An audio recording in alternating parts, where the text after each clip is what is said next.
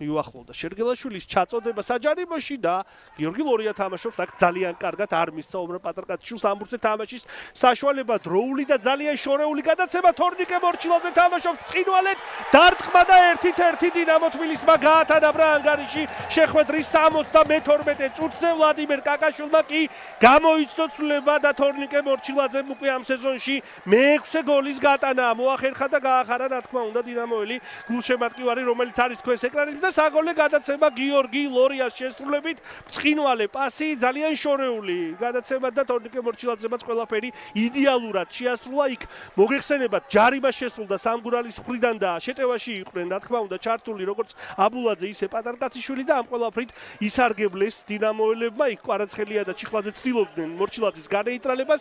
ყალიჩავამ დატოვა კარი მაგრამ დასწრებაზე ვერ შეძლო ამბურთზე თამაში და თორნიკე მორჩილაძის მე-6 გოლი ამ სეზონში ეს კი ნამდვილად ნიშნავს იმას რომ წინვალეთ შეძლო ვლადიმერ კაკაშვილმა ცვლილების გამოცნობა და თორნიკე მორჩილაძემაც უმნიშვნელოვანესი გოლის გატანა მოახერხა. ბოლოს მორჩილაძეს გოლი გატანილი ჰქონდა